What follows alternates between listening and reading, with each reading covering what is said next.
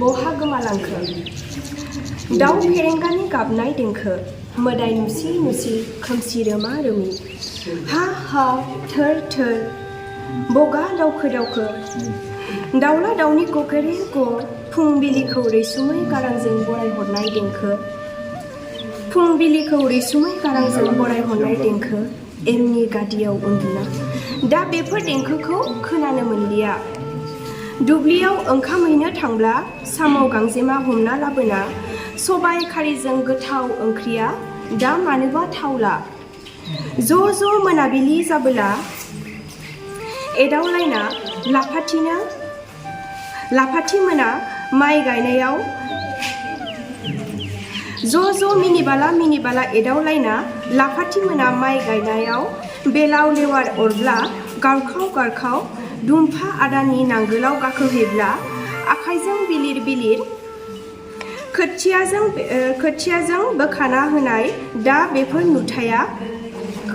गोमालांबाय मेंनानै दं बिफां सायायाव जिरायब्ला आबौनि सल'बाथाया बेसे थावस्रोमोन दा बेफोरनि सोलाय आखाइ एन्ड्रइड मबाइलसै दैज्लां बोथोरनि बेफोर सावगारिया दा आंनि गोसोआव रोमै जाखांफैसै थारैनो मोनदांबाय साननि सोरां गैयाब्ला अखाफोरा सानबेसे गावदाङै थानो हायो गोरबो बुंजासे मानि अननायनि दैमु फांसे बिफां सायख्लुमनि रोदायासो जोमै गैयै अखानि खोरोमनाय मेगन बेखेवगासेयावनो बहाबा गोमाहैयो आगोर गोमानाय गोरबोआवनो गोदानै रोदोमो गोदान बिलाइ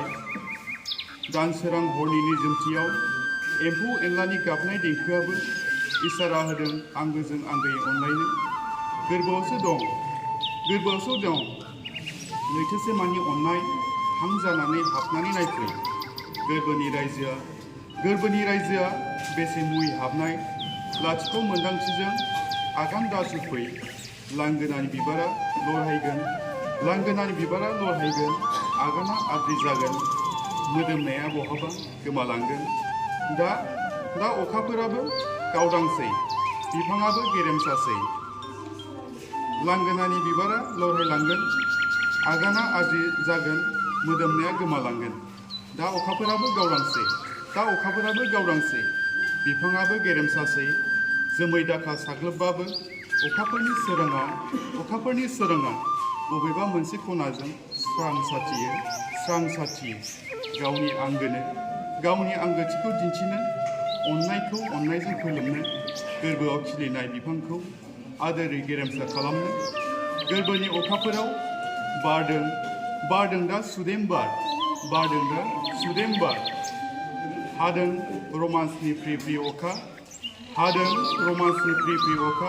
बिफां लाइफाङाबो मोसादों गोदानै हायला हुइला बिबारफ्राबो बारस्रादों गेवलां गेवथां अखाफोराव दा फैला उदां खन्थाइया बेखिनियानो दैमु थुनलाइयारि आड्डानि सेथि गायसनथाय सान फालिथाय तामुलपुर जौमा फरायसालिमानि नब्लाङाव सानसेनि हाबाफारिजों दैमु थुनलाइयारि आड्डानि सेथि गायसनथाय सान फालिदों तामुलपुर हालामनि गागि थुनलाइ लिरगिरि बिथांमोना थुनलाइ सिबिनायखौ बांहोनो थाखाय आरो गोदान इयुन लिरगिरिफोरखौ थुनलाइ बिथिङाव गोसो बांहोनो थाखाय 2022 मायथाइनि 10 नभेम्बर खालारखालि तामुलपुर जिल्लानि बेन्दोंआव थानाय केकेरकुसि गामियाव जोनोम मोननाय थुनलाइयारि आड्डाया 1 बोसोराव आगान होनायजों गायसनथाय सान फालिदों दिनै दैमु थुनलाइयारि आड्डानि सेथि गायसनथाय सान थांनाय 2022 मायथाइनि 10 नभेम्बर खालाराव जोङो गायसनदोंमोन आरो बेयो फैयै दिनै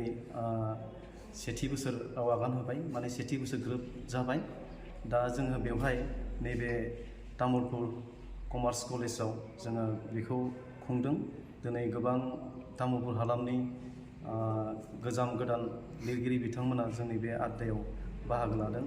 आरो बे आड्डाजों गायसनथाय सानजों लोब्बा लाखिनानै जोङो दैमु मुंनि गांसे खुगा लाइसिबो सेबखांनानै दिहुनबाय जोङो बेखौ बावैसो बेखेवखांबाय बेखेवदों जोंनि बे तामुलपुर जिल्ला बर' फरायसा आफादनि आफादगिरि बानेस्वर नार्जारी बिथाङा जोङो मोनसे थांखि लादों जे तामुलपुर हालामाव दासिम माखासे लिरगिरिफ्रा मोजां प्लेटफर्म मोनाखै गाव गावनि सोरजिनाय खन्थाइ रायथाइ सुंद' सल' बेफोरखौ फेहेरनो सुबिदा मोनाखै जोङो बे लेखायैनो माने फराय सोरजि आरो फेहेर बेबायदि मोन्थोरजों जोङो गासै तामुलपुर हालामनि माखासे लिरगिरि बिथांमोनखौ थुलुंगा होनो आखायाव लादों बेयो जाफुंगोन आं मिजिंथिदों नोजोर आरो थांखिखौथ' आं एसे आगोलाव बुंबायानो बेनो जे तामुलपुर हालामाव माखासे गोजाम गोदान लिरगिरिफ्रा माखासे प्लेटफर्म मोना दासिम जोंनि बर'फ्रा गोबां जायगायाव बेबादि आड्डाखौ गायसनबाय जेरैबायदि फुंखा थुनलाइयारि आड्डा बिथांमोना जेरैबायदि गाजा गोमजा खुङो आरो बेवहाय बिथांमोना गोबां इनिसियेटिभ लादों बिजाब सेबखांनायनिफ्राय बायदिसिना आरो बेनि जोहैनो बिथांमोना साहित्य एकाडेमि बान्था मोनलायनाय बिदिन्थि दङ जोंबो बेबायदि नोजोर आरो थांखिजोंनो जोंनि तामुलपुराव जिहेतु बेबायदि आड्डा लानाय जाया बिसेसकै जोङो